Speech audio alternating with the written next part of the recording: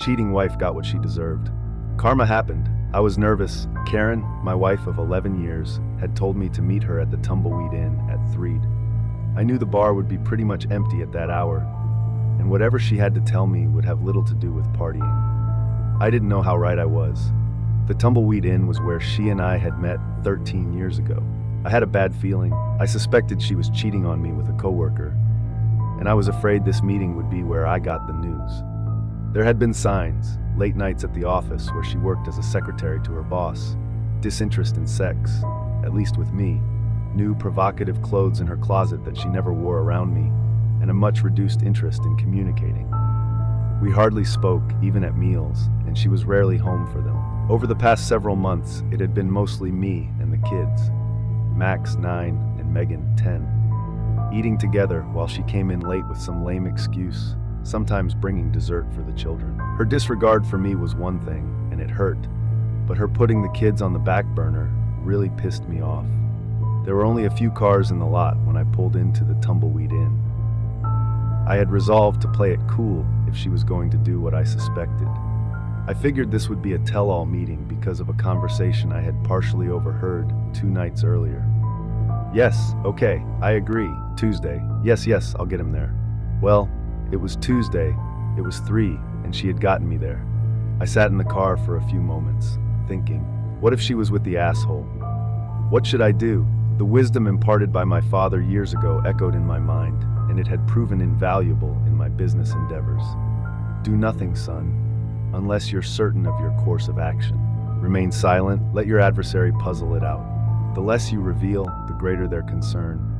And if they aren't concerned, they're exposed, allowing you to strategize at your discretion. Remember, your words betray your thoughts, even when you're unaware.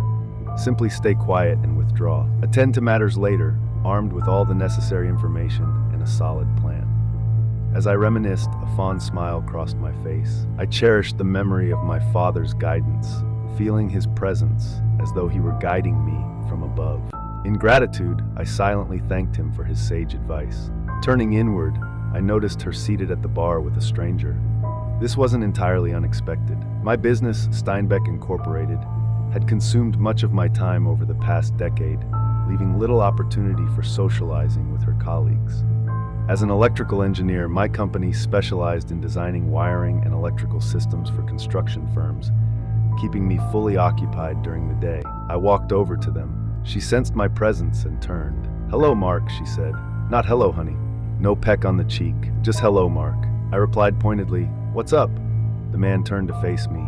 "Mr. Steinbeck, or would you prefer I call you Mark? We brought you here today to let you know that your wife and I have been having sex together for some time. She's made it clear she's tired of sneaking around and making excuses, so I convinced her to simply tell you." As I had mentioned, I was halfway prepared for this, and the recorder in my jacket pocket gave me an edge. I hoped it was capturing everything. I waited. I said nothing. After all, Dad was watching, and I didn't want him mad at me for being stupid.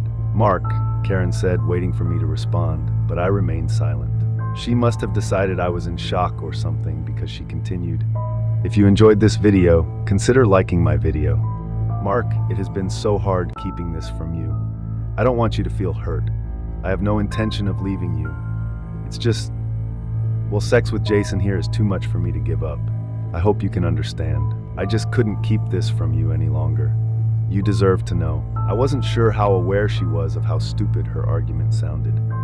Karen hadn't finished college for obvious reasons, but I had never considered her dumb until that moment. As for the military genius she was trading me in for, well, enough said. I walked to the end of the bar, where the barkeep was trying not to hear what he couldn't help overhearing. I ordered what was on tap, and he brought it. I sipped it, saying nothing. The two of them watched me. Confusion was evident on both their faces. I finished my beer and left. I could feel their eyes following me as I exited the building. For the first time in months, I felt good. I felt like I had the upper hand. Maybe I was imagining it, but that's how I felt. I went directly home.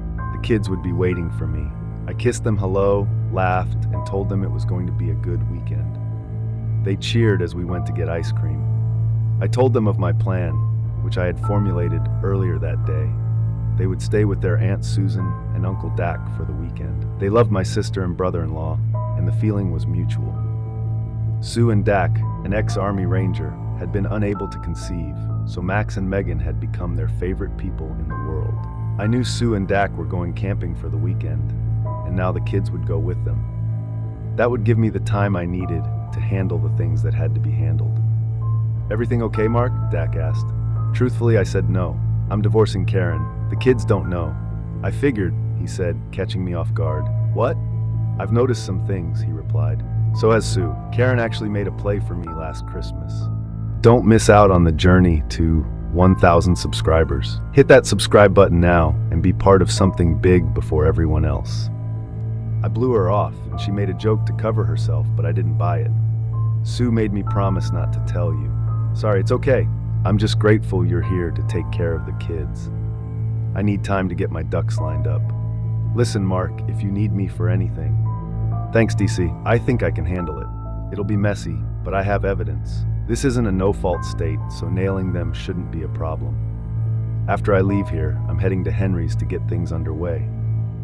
Henry Morgan, my company's more than competent attorney, was, by all accounts, at least 120 years old, but sharp as a razor. He knew every judge and worthwhile attorney in the state, let alone the city.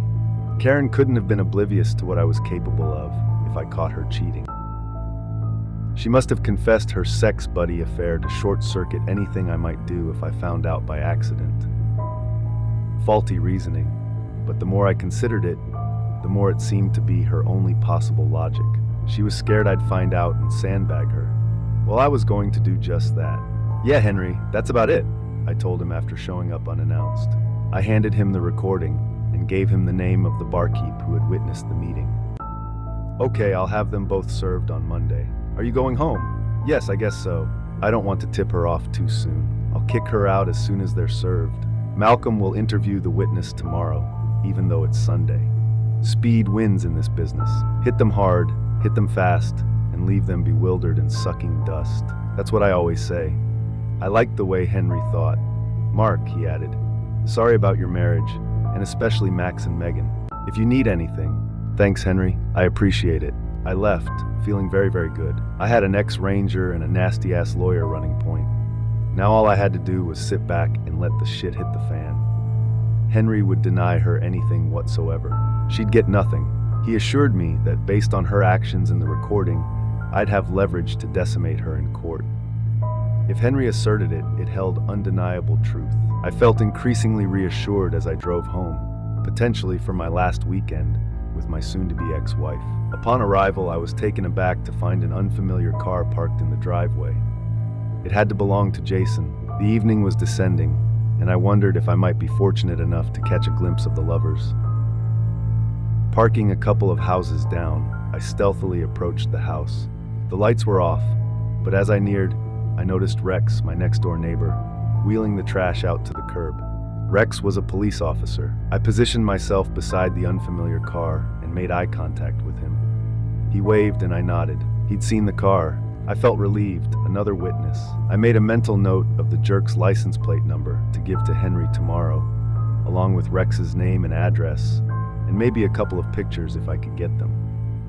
I entered the backyard, pretending to get my trash bins. Rex had gone back inside by then, so I approached the house. They were in the front room. Through the sliding glass doors at the back, I used my phone to snap a series of pictures. He was doing her from behind while she knelt on the couch. I got about 10 pictures, put my phone away, and then noisily entered through the sliding glass door. They heard me. They turned to look at me, and then continued doing what they were doing. Went upstairs, the nerve rattling me. Thought I had seen something, but I waited. About 15 minutes later, I heard the front door downstairs open and close, followed by the roar of the car's engine as it drove off. I waited for a minute or two more, then went back downstairs. As I passed the downstairs bathroom, I heard the shower running. I made my way to the kitchen, poured myself a cup of coffee, and waited.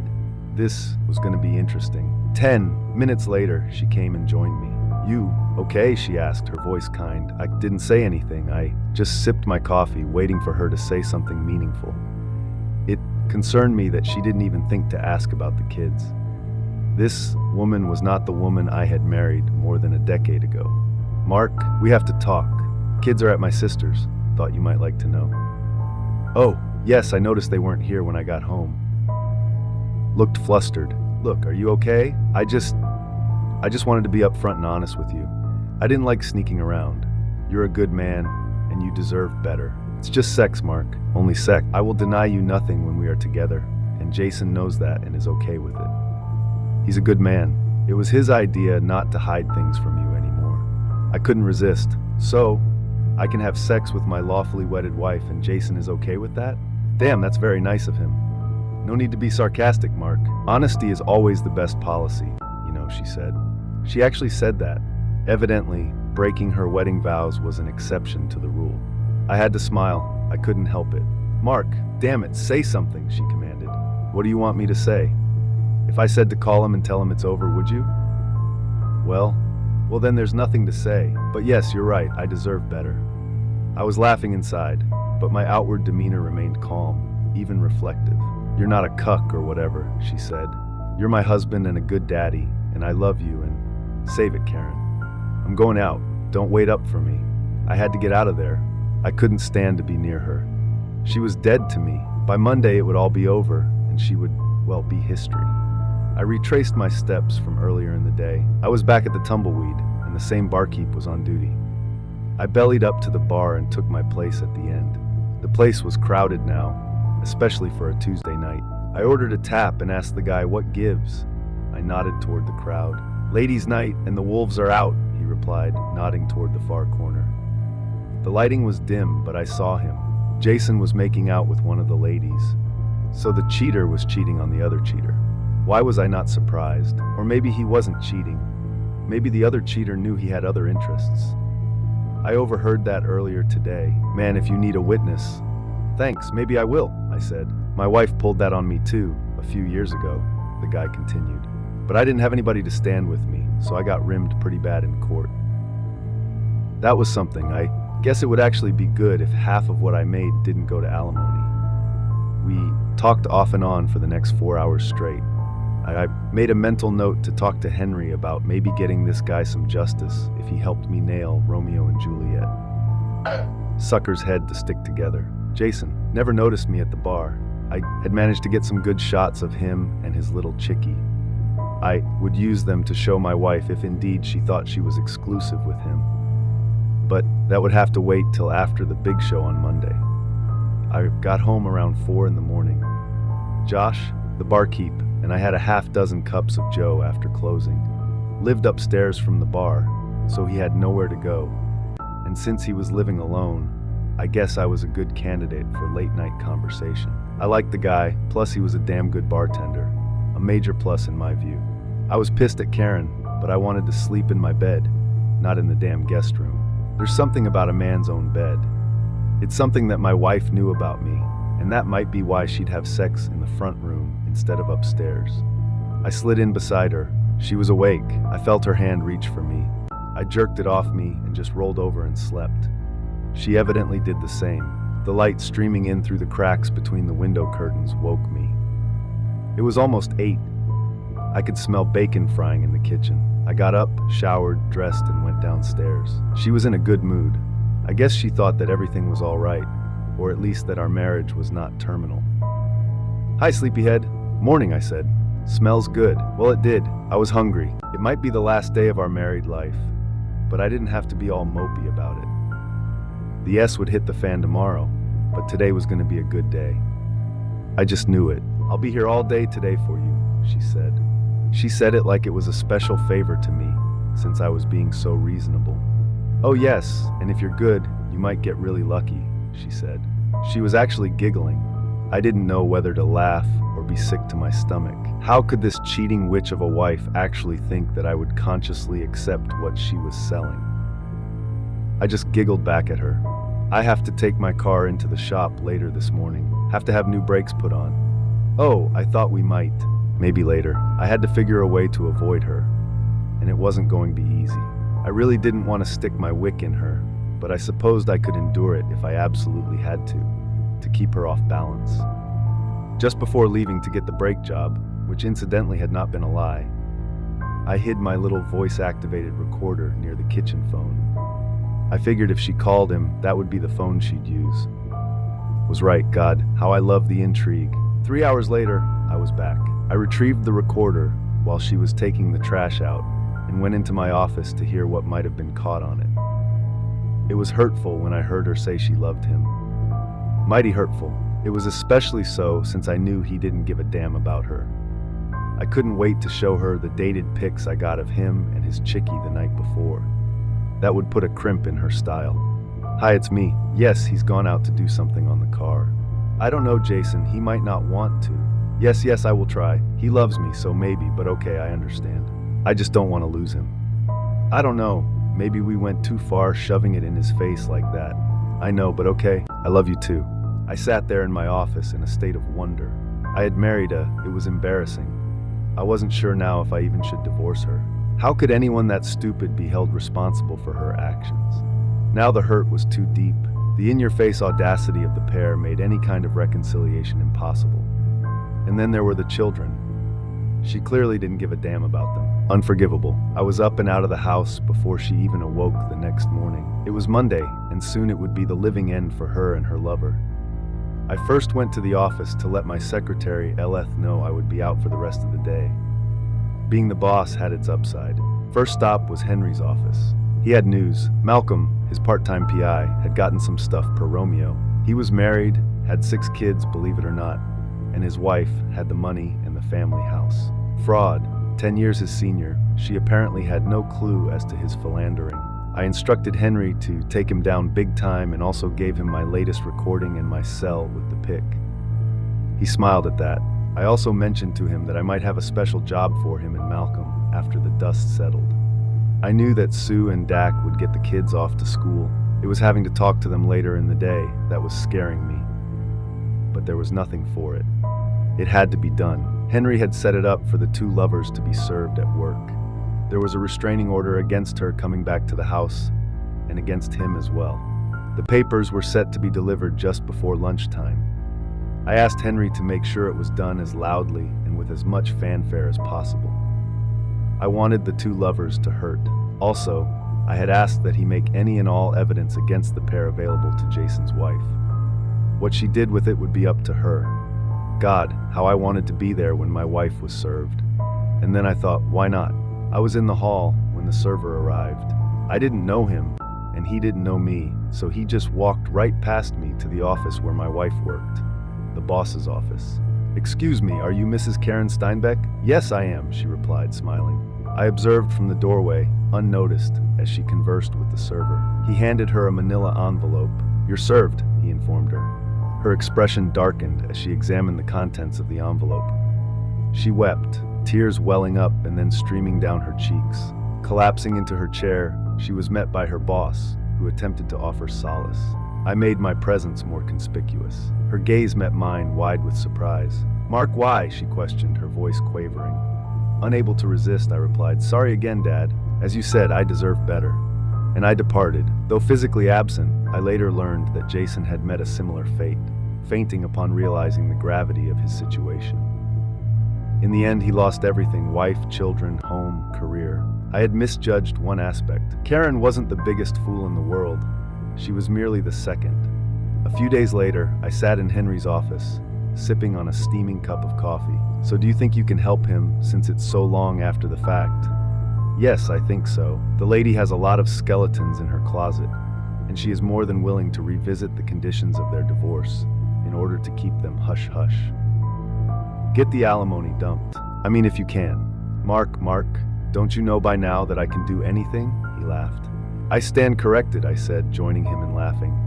Late that day, I sat at the bar in the Tumbleweed, talking with my new friend. Jesus, he said, if what you say is true, you will never have to pay for another tab in here again. I can't tell you how much I appreciate it, especially since she rubbed my nose in it so bad at the time. Glad I could help, I said. Karen ended up with nothing from our marriage, but miracle of miracles, she was not fired. She'd been with her boss for so long that he let her indiscretion slide this once. Jason was history. As previously related, I met with Karen the day after the big show. I had something I wanted to give her. I knew I risked having to listen to her beg and plead, but this one was worth that risk. Mark, isn't there some way? I mean, the children, that was a card I knew she was going to play, and I shot her down. You have shown no interest in the children in months, Karen. That boyfriend of yours has had your full attention. Mark, he's a good man. He's like you in so many ways. I think that's why I fell for him in the first place. He loves me too. That's why we tried so hard to make you understand. It was for you that we bared our hearts and souls. Now you have seen fit to destroy us, all of us, even the children. How could you? The tears came again. This time she had really pissed me off, making it all my fault. God, I was mad. Mark, it's not too late. There's still an us if you want it. I know I can make Jason understand that you have needs too. You'll still be my number one. You're the father of my children. How could you ever be otherwise? Jason is outside of us, not part of us. I will make you a very happy man if you only give me the chance. I was almost speechless. I couldn't even get mad. This was beyond dumb. Moronic. She actually believed her tripe. She needed help, but somebody else was going to have to provide it. She was history to me. Karen, I came here today to see you for two reasons. One, I'm going to allow you unrestricted visitation with the children, but never your lovers. I'm going to give you some money to get you into a new starter apartment, but then you will have to fend for yourself. The condition for this largesse on my part is that you do not in any way contest the divorce. If you do, I will come at you with everything I have. And Karen, you have no idea what I am capable of. Am I clear so far? She stared at me. It was clear she had hoped against hope that I would take her back, and that I would be okay with her keeping on with world-class number one. Like I say, she was going to need help. Number two are these. I pushed the manila folder toward her. Please check the dates at the bottom of the photographs, I said. They were the photos I'd taken Saturday night of Jason and his chickie. She pulled them out and stared. But these are from last Saturday night. You're not his true love. You never were. He's a player. Have a nice life, I said. I rose, threw a $20 on the table for the waitress, and left. She was shedding the tears of the despairing as I exited the building. Second story. I found out my wife cheated, and my kids aren't mine. I reacted in the worst possible way. Not to make the story too long, I found out that my wife cheated, and the kids we had aren't mine. It all started when I was getting ready to go home after work when my friend Trevor gave me a paternity test kit after Christmas. I was sort of taken aback at the present, but I had to put on a smile to not look like a total dick. I asked him what was up, and that's when Trevor told me that something was off about my wife. He said he saw her recently at a restaurant when she was on a work trip. Coincidentally, Trevor happened to drive by the restaurant my wife was at when he was driving to see his father, who had recently been hospitalized after falling down a flight of stairs. Trevor, who was waiting for the light to turn green, said he saw my wife holding hands with a man in a suit who I assumed was her boss. Trevor mentioned observing my wife being flirtatious and witnessed her becoming overly touchy with another man before he departed. Initially, I brushed it off, convinced that such behavior couldn't possibly be true of her. However, Trevor's serious demeanor planted a seed of doubt in my mind. In an attempt to disprove his claims, I decided to have my children undergo testing to ascertain her loyalty. Despite our long-standing friendship since childhood and a seemingly harmonious marriage, I refused to accept his words without concrete evidence. Weeks later, I received the results from the hospital. Skeptical of the reliability of paternity tests, I opened the letter when my wife wasn't at home. The revelation that my children were not biologically mine struck me like a blow to the chest. It was the first time in my life that I raised my voice at my wife. Catching her and the children off guard, she rushed to my side, alarmed by my distress. She was met with the sight of tears streaming down my face as I revealed the damning paternity test results. Her expression mirrored shock and disbelief, akin to seeing a ghost. I yelled at her at the top of my lungs and demanded an explanation. She started the waterworks, saying she could explain and using the usual cheater's excuse with the phrase, "It was a mistake." But I wasn't moved at all. I saw she had put down her phone, which was still open. I ran towards her phone, grabbed it, and locked myself in the bathroom as she banged on the door, pleading. I opened her phone and saw around 47 messages of them sexting, saying crap about me, sending explicit photos, talking crap about his wife, and messages about her saying she would pass off his kids as mine. I was on the verge of exploding, but had to remain calm and took photos as I collected evidence. I got out and showed her the phone. I told her that I was leaving and letting her boss's wife know about the affair. My wife, scrambling to find the words to say, pulled my arm, saying we could work things out. I insisted that she had to confess the affair to her boss's wife, but she hesitated, murmuring in a strained voice, No, I can't do this to him." Her eyes met mine, registering my simmering rage. Without pausing to consider, I lashed out, striking her with a force that sent her sprawling to the ground.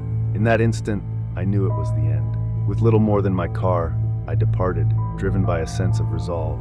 Swiftly, I reached out to her boss's wife via Facebook, providing the evidence I had gathered. Now I await her response. Meanwhile, my phone buzzed incessantly with messages from my soon-to-be ex-wife, filled with apologies and excuses. I don't know what to do. I loved her so much, and she decided to cheat on me. I can't even focus properly. I narrowly avoided getting into a car accident earlier today. I'm staying at a hotel at the moment, and I apologize for any grammar mistakes because my mind is all over the place. I don't tolerate cheating because my dad cheated on my mom, and I was raised by a single parent. Can anyone help, please? Thanks for joining us on this chapter of Romance Files. If you were moved by these stories, hit that subscribe button and ring the notification bell. Don't miss out on the upcoming emotional roller coaster of relationships. Your support means the world, and we can't wait to share more compelling tales with you. Until next time, remember, every relationship has a story worth telling. See you soon.